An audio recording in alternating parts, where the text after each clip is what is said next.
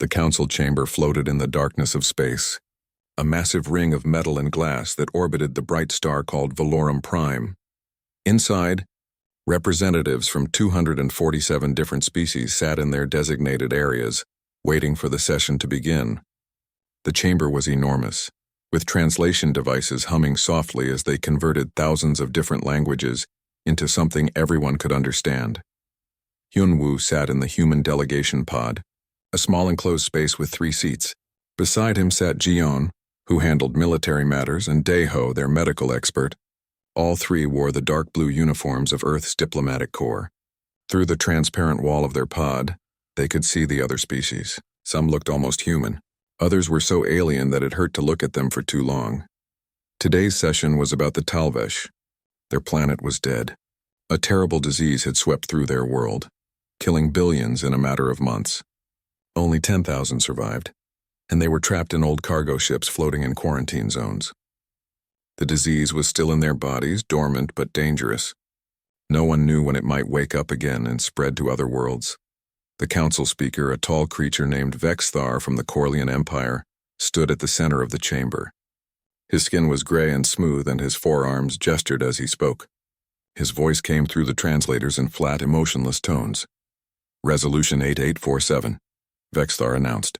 The remaining Talvesh population presents an unacceptable risk to galactic security. The disease they carry has already spread to 3 colony worlds despite containment measures. The Council must vote on the proposed solution: complete sterilization of all remaining Talvesh and destruction of their quarantine. Vessels. Hyunwoo felt his stomach turn. Sterilization. They were talking about killing 10,000 beings because they were sick. He looked at Jiyeon, who was staring straight ahead, her jaw tight. Daeho was reading through medical data on his tablet, searching desperately for any alternative. The voting began. Each species had their turn to cast their vote. The Kaharn Collective voted yes. They were a warrior race, and they spoke about the greater good, about protecting the many by sacrificing the few. The Sylvian Concordat voted yes. They showed charts and graphs, probability curves that proved the risk was too high. Even the Elandri voted yes, and they were known for their kindness. Their representative was crying as she voted, but she still voted to kill. One by one, every species voted yes. The logic was simple and cold. 10,000 lives versus trillions. The math was easy. Daeho leaned close to Hyunwoo. I've submitted 3 different quarantine proposals. Long-term isolation, research stations, anything. They won't even look at them. They've already made up their minds, Jiyeon said quietly. They're scared. When Earth's turn came, the chamber fell silent.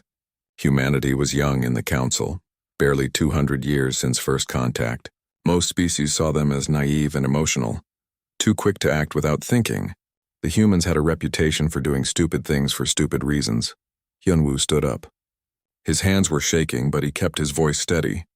Earth votes no. We vote against this resolution. The chamber exploded with noise. Creatures were shouting in their own languages, creating a wall of sound that the translators struggled to process. Vexthar raised all 4 arms, calling for order. The human delegation wishes to explain their vote? Vexthar asked, his tone suggesting that no explanation could possibly make sense. We cannot support the extermination of an entire species, Hyunwoo said. Yes, there is risk. Yes, the disease is dangerous. But these are living, thinking beings. They have done nothing wrong except get sick. We propose an alternative. Earth will offer asylum to any Talvesh who wish to come. We will accept all 10,000 survivors. The silence that followed was worse than the noise. Every species in the chamber was staring at the human pod. Some looked angry. Others looked shocked. A few looked at the humans like they were watching someone jump off a cliff. A voice boomed through the chamber. It belonged to Korzan, the military commander of the Kaharn Collective. He was massive, with scales like armor and eyes that glowed red. The humans would doom themselves for strangers? This is not compassion. This is suicide. Maybe, Hyunwoo replied, but it's our choice to make. Vexthar consulted with the council leadership. After a long moment, he spoke again. The human vote is recorded. The final count: 246 votes for the resolution, 1 vote against. The resolution passes. The Talvesh will be terminated within 30 days. He paused, looking directly at Hyunwoo. However, if Earth wishes to accept these refugees, the Council cannot prevent it.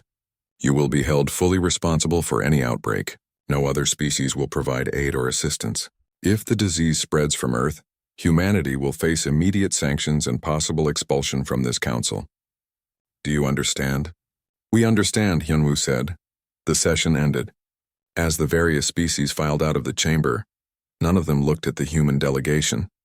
It was as if Earth had suddenly become invisible or perhaps contagious. Jiyeon turned to Hyunwoo. We just bet our entire species on our ability to cure an alien disease that killed billions. You know that, right? I know, Hyunwoo said. He felt tired suddenly, exhausted in a way that had nothing to do with lack of sleep. Contact the fleet. Tell them to prepare 6 ships for immediate departure. We're going to get those refugees. Daeho was already on his communicator, talking rapidly to medical teams back on Earth. Jiyeon was coordinating with the military, arranging for escorts and supplies. None of them mentioned the obvious, that they might have just made the biggest mistake in human history. But they also didn't mention the alternative, doing nothing while 10,000 beings were killed for the crime of being sick. Somewhere in the cold darkness of space, in old cargo ships held together by failing power systems and desperate hope, the Talavesh waited. They didn't know yet that one species had voted to save them. They didn't know that 6 human ships were already being prepared. They only knew that the galaxy had decided they should die. But that was about to change. Earth was coming. And for the first time in a long time, the Talvesh would have something they thought they'd lost forever. A chance to live. The 6 human ships hung in space near the quarantine zone, their hulls painted white with red medical crosses. Commander Minji stood on the bridge of the Indomitable, watching through the main viewport as other species ships formed a perimeter around them. Those ships weren't there to help.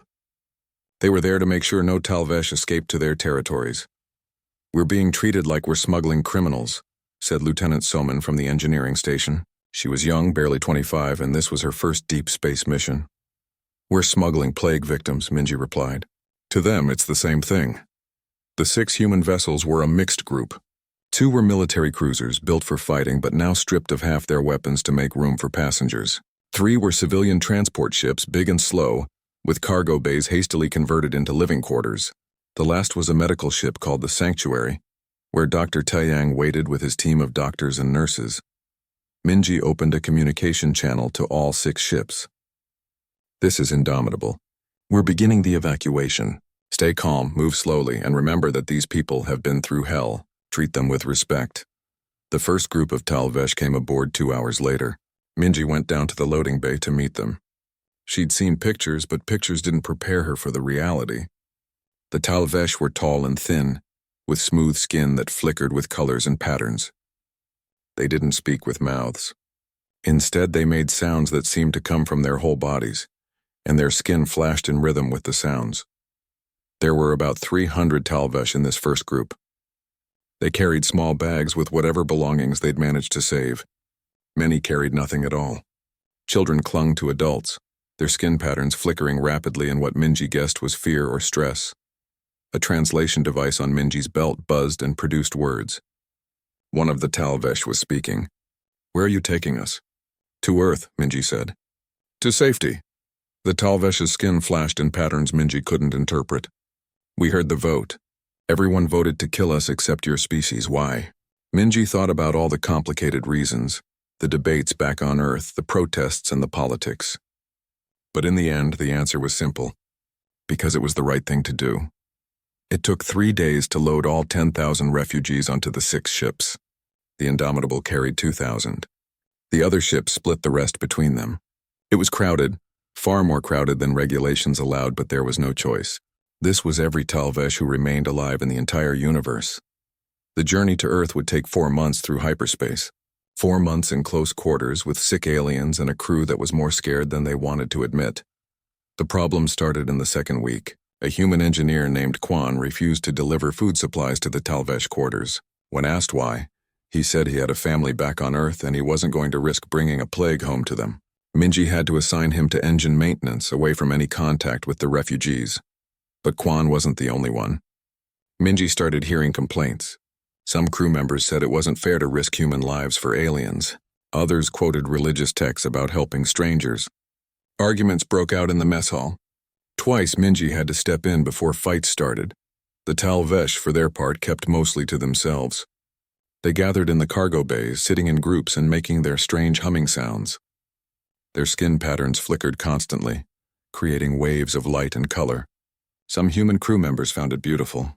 Others found it disturbing. Lieutenant Somin was one of the few who spent time with the refugees. She worked with a group of Talvesh in the engineering section, teaching them how to maintain the ship's life support systems. They couldn't speak each other's languages yet, but Somin learned to communicate through gestures and patience. She showed them which buttons to press and which gauges to watch. They learned quickly, their long fingers moving carefully over the controls. In the third week, a young crew member named Junho started playing his guitar in the cargo bay, where the refugees gathered. He didn't ask permission, just sat down and started playing. The Talvesh fell silent, their skin patterns slowing as they listened. Then something amazing happened. They started making sounds in harmony with the music, their whole bodies resonating with the guitar's notes. It wasn't human music and it wasn't Talvesh music. It was something new, something that belonged to both species, but not everything was peaceful. On day 37, a Talvesh child started showing symptoms. The child's skin patterns became erratic, flashing in bursts of color. Then the child collapsed. Dr. Taeyang and his team rushed to the sanctuary with the child. The entire ship went into lockdown. Minji ordered everyone to their quarters and activated the emergency quarantine protocols. In the medical bay, Taeyang and his team worked in full hazmat suits, running tests and administering treatments while the child lay unconscious on a table. For 18 hours, the fleet held its breath. Crew members sat in their quarters, imagining the disease spreading through the ship's ventilation systems. The Talvesh refugees huddled together, knowing that if the child had the plague, they might all be killed after all. When Taeyang finally called Minji, his voice was exhausted but relieved. "It's not the plague, just a fever. The child will be fine." The lockdown lifted, but the fear remained. Everyone had felt how close they came to disaster, how easily this mission could turn into a death sentence for everyone aboard. That night, Minji couldn't sleep. She went to the observation deck, a small room with a large window that looked out at the stars. She was surprised to find she wasn't alone. A Talvesh elder named Corval was there, standing at the window. The old alien's skin flickered in slow, steady patterns. Minji's translation device hummed. "You cannot sleep either, Commander?" "No," Minji admitted. She stood beside Corval, both of them looking out at the endless darkness. "I keep thinking about that child. How scared everyone was." "Fear is natural," Corval's device translated. "We are grateful for your courage, but we understand it comes with fear." "Tell me about your world," Minji said. "Before the plague, what was it like?" For the next hour, Corval told her stories. Stories about Talvesh cities that grew like crystals, reaching toward the sky, about their music, which was performed by hundreds of individuals in perfect synchronization, about their mathematics, which used colors and patterns instead of numbers, about families and festivals, ordinary lives lived under a different sun. When Corval finished, there was a long silence. Then Minji spoke. "We'll make sure those stories don't die. On Earth, you'll be able to tell them to others, to keep your culture alive."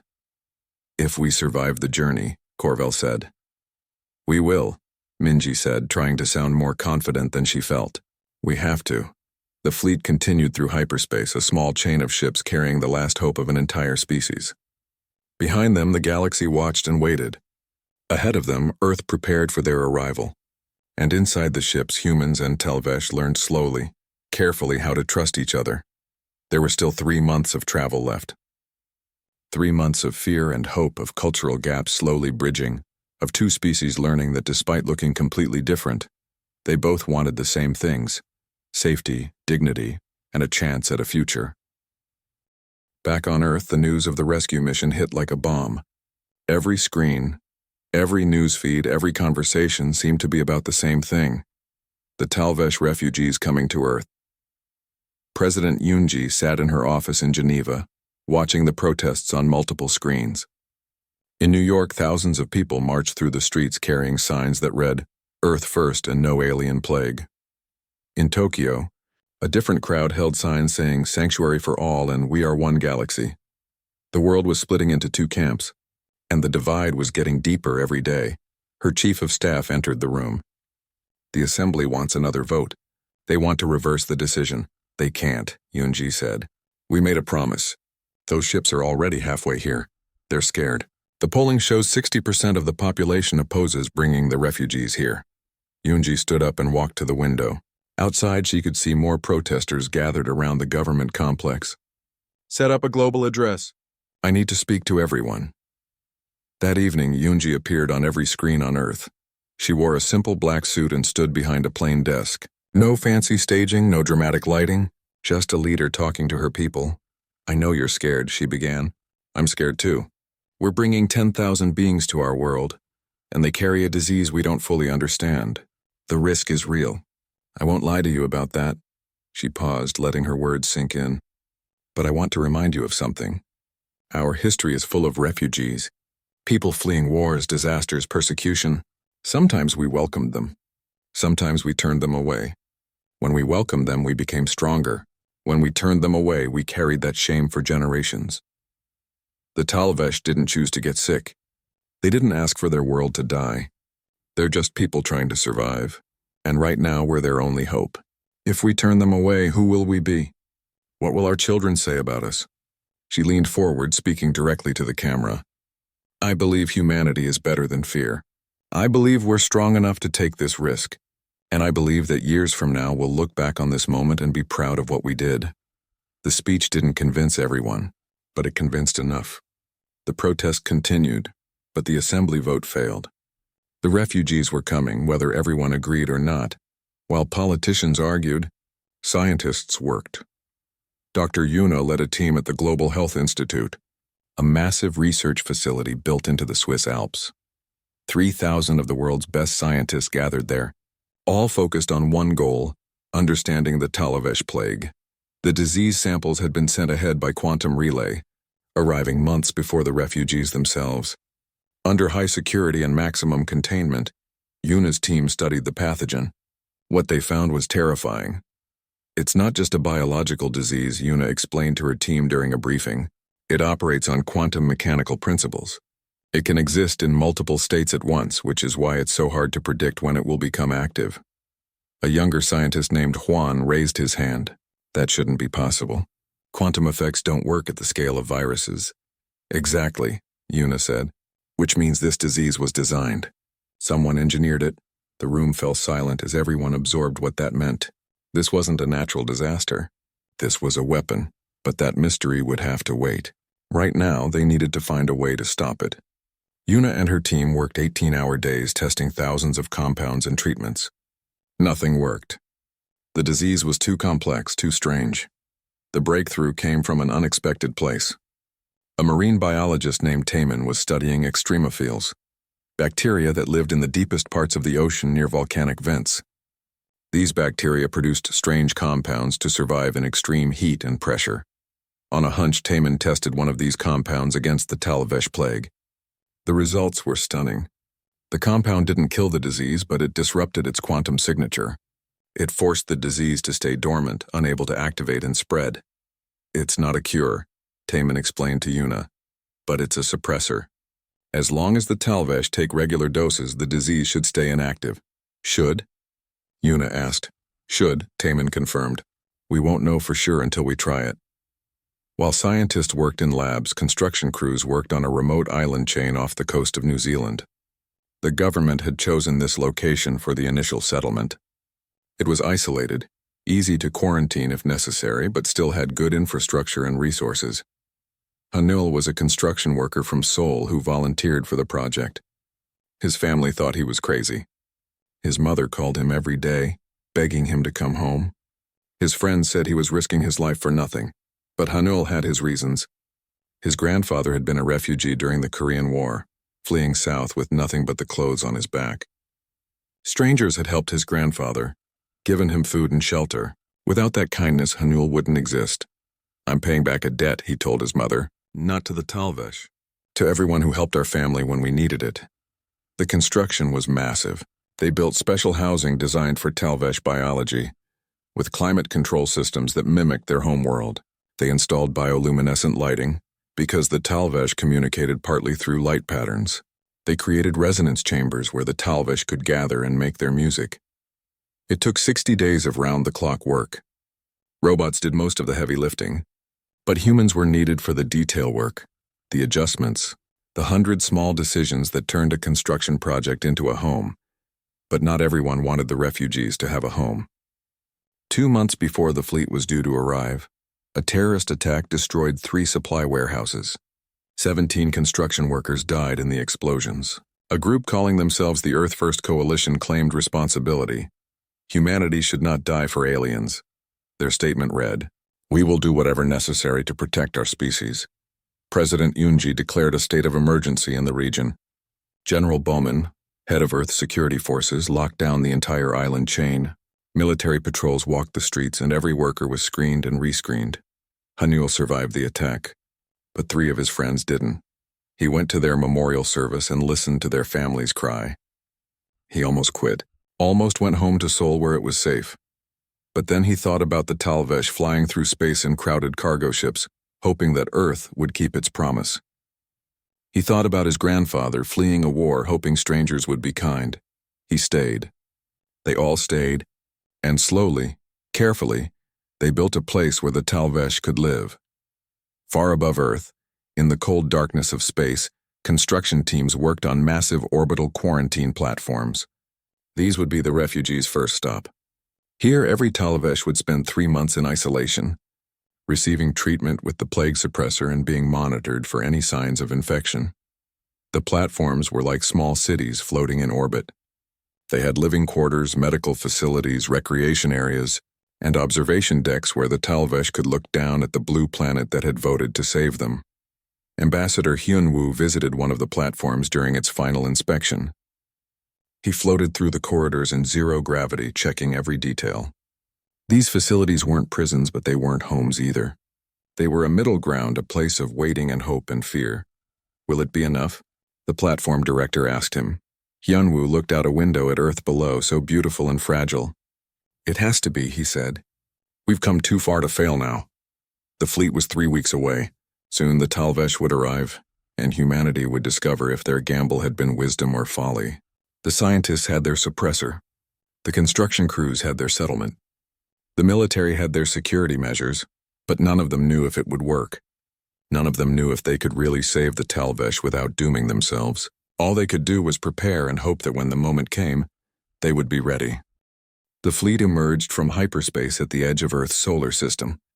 Commander Minji stood on the bridge of the Indomitable, looking at the small blue planet on the view screen. After 4 months of travel, they were finally here. "This is Indomitable," she broadcast to both the fleet and Earth. "We're bringing them home."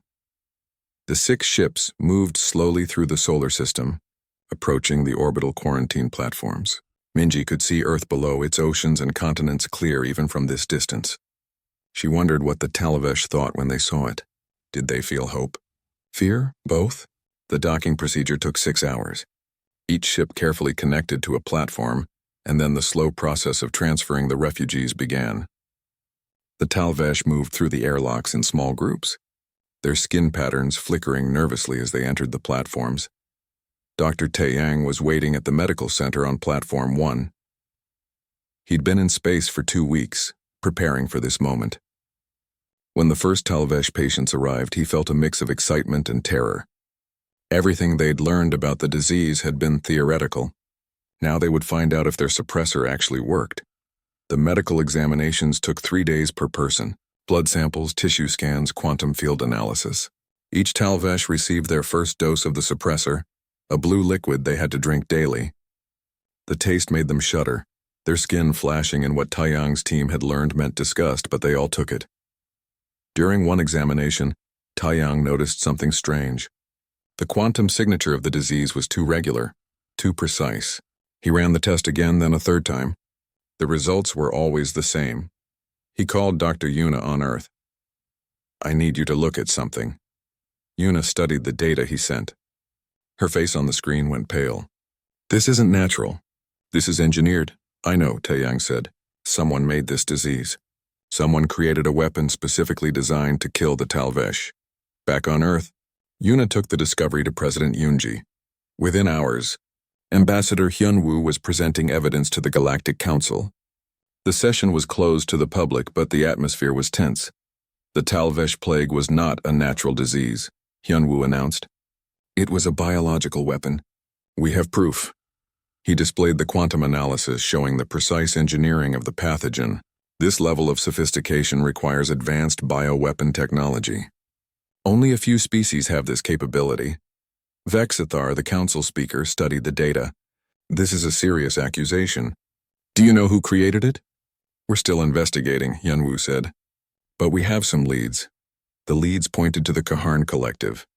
Encrypted communications were uncovered. Messages sent between Kaharn military officers 3 years before the plague appeared. The messages discussed eliminating the Talvesh problem and clearing the Valorum Nebula. The Valorum Nebula was a resource-rich region of space that both the Kaharn and Talvesh had claimed. There had been disputes, minor conflicts, diplomatic tensions, but no one expected genocide.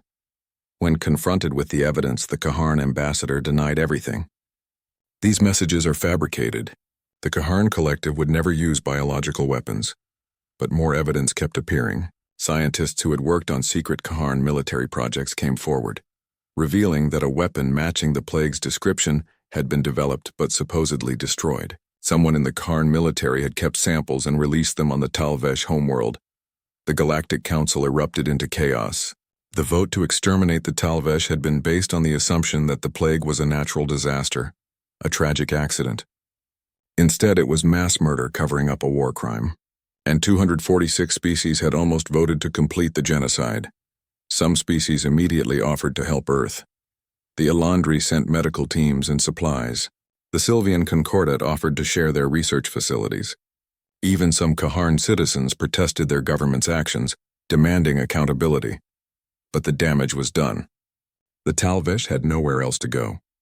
Their homeworld was a dead rock. No other species would accept them, not after the plague. Earth was their only option. On the orbital platforms, the Talvesh refugees learned about the discovery. Corval, the elder who had befriended Commander Minji, stood in the observation deck and looked down at Earth. His skin patterns were slow and sad.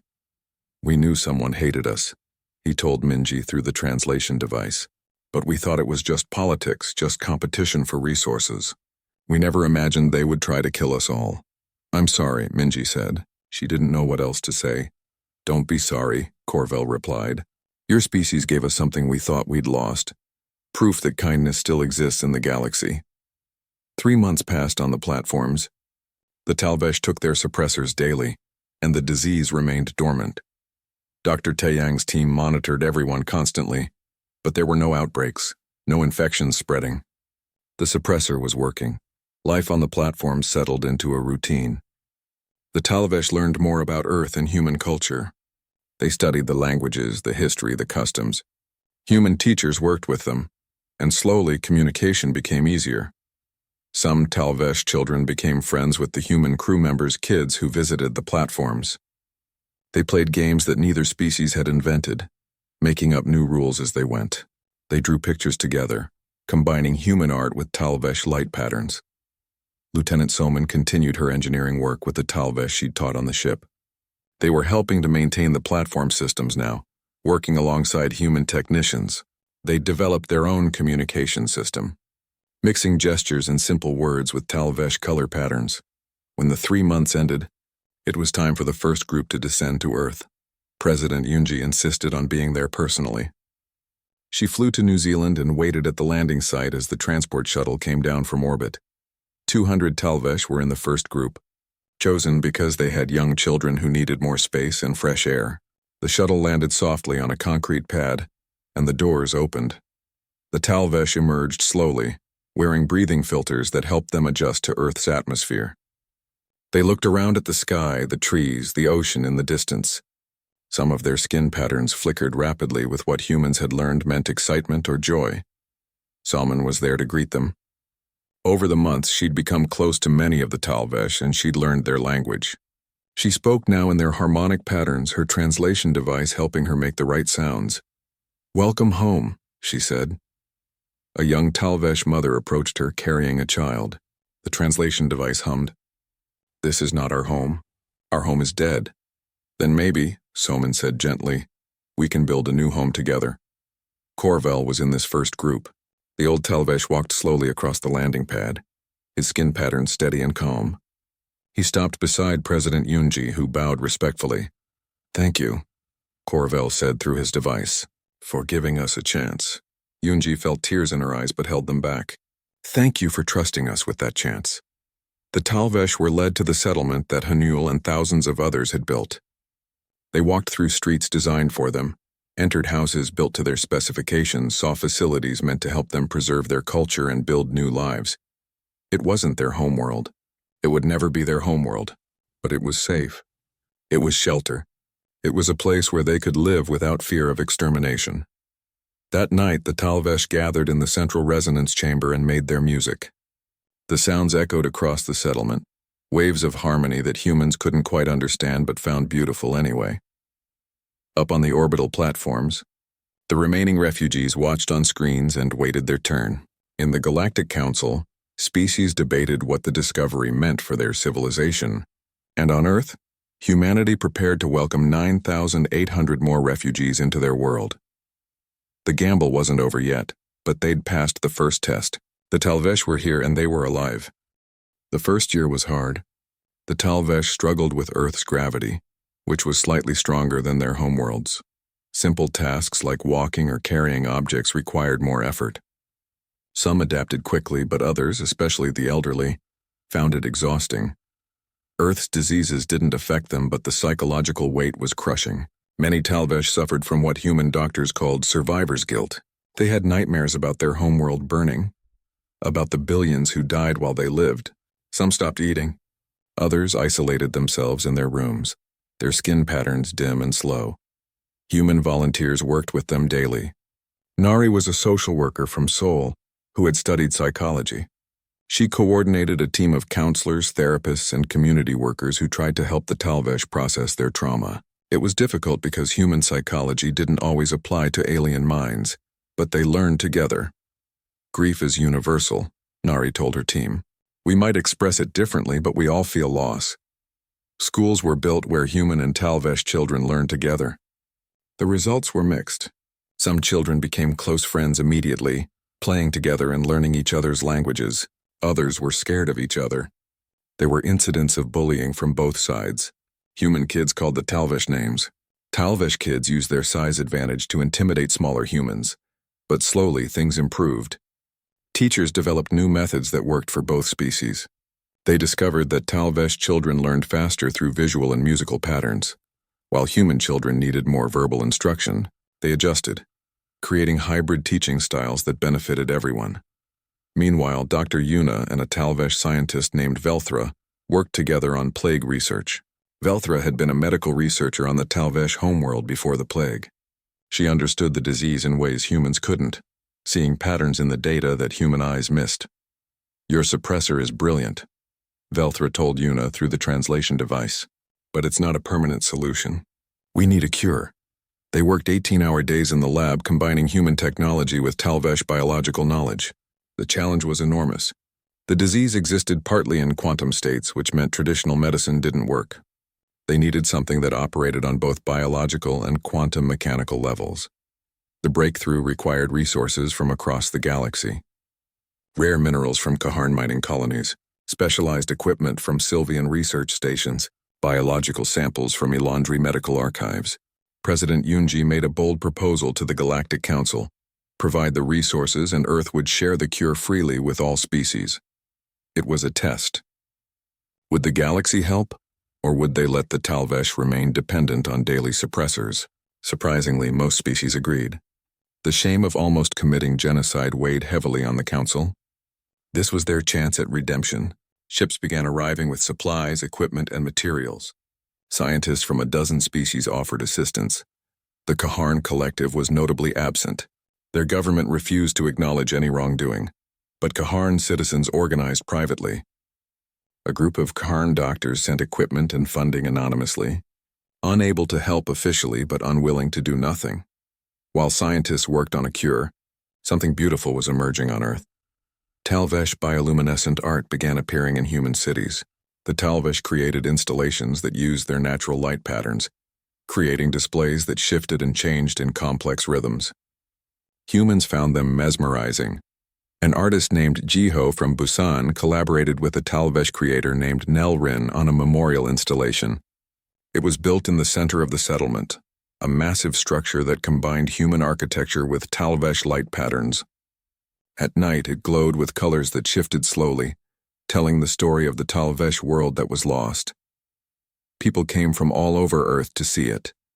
They stood in silence, watching the patterns flow, and felt the weight of billions of lives lost. It became a pilgrimage site, a place where both species could grieve together. Music changed too. Human composers began incorporating Talvesh harmonic techniques into their work. Talvesh musicians learned human instruments. New genres emerged that belonged to neither species but to both. The first joint concert was held in Auckland, with both human and Talvesh performers on stage. 20,000 people attended, and millions more watched on screens around the world and across the galaxy. 5 years after the refugees arrived, something remarkable happened. The first fully integrated settlement opened on New Zealand's South Island. It was designed from the ground up for both species, with architecture that served both human and Talvesh needs. Houses had rooms with different gravity settings. Schools taught both species' histories. Markets sold food for both diets. Hanul, the construction worker who had helped build the original settlement, was among the first humans to move there. He bought a small house next to a Talvesh family. The neighbors were awkward at first, struggling to communicate, but they figured it out. Soon Hanul was teaching Talvesh children how to play soccer, and they were teaching him their light pattern games. A young Talvesh woman named Kirvan, who had been just a child on the refugee ships, now attended university in Seoul. She studied interspecies diplomacy, determined to ensure no species ever faced what hers had. She was part of the first generation that knew both worlds, that could speak both languages fluently, that could bridge two civilizations. "I don't remember our homeworld," Kirvan told a human interviewer. "Earth is my home, but I carry the memory of what we lost and the gratitude for what we were given." In the 7th year, Dr. Yuna and Velthra achieved the impossible. They created a cure. It required a series of treatments over 6 months, but it completely eliminated the plague from Talvesh biology. No more daily suppressors, no more fear of outbreaks, freedom. The Galactic Council funded mass production immediately. The cure was distributed freely, exactly as President Unji had promised. It saved the Talvesh, but more importantly, it saved the galaxy's conscience. Some species tried to offer Earth payment or exclusive rights to the cure. Unji refused everything. "This isn't about profit. This is about doing what's right." Dr. Yuna and Velthra won the Nobel Prize in Medicine and the Galactic Science Award in the same year. At the ceremony, they stood together on stage, a human and a Talvesh, representing what cooperation could achieve. 10 years after the vote, Ambassador Hyunwoo returned to the Galactic Council chamber. He was older now, his hair showing gray, but he stood tall as he addressed the assembly. The chamber was silent as he spoke. 10 years ago, humanity voted alone against extermination. We were called naive, reckless, and foolish. Perhaps we were all those things. But we were also right. He gestured to the gallery where Talvesh delegates now sat alongside human representatives. The 10,000 who came to Earth have grown to 15,000. They're not just survivors anymore. They're citizens. They're artists, scientists, teachers, and parents. They're our neighbors and our friends. They're alive. We didn't save the Talvesh because we were certain of success. We saved them because it was the right thing to do. And in doing so, we discovered something important. Humanity's greatest strength isn't our technology or our military power. It's our stubborn, irrational refusal to give up on each other. He paused, looking around the chamber at all the species who had voted to kill. Every species in this room has faced moments of moral choice. Moments where logic and fear pointed one way but conscience pointed another. 10 years ago, we faced that choice. We chose conscience, and I believe the galaxy is better for it.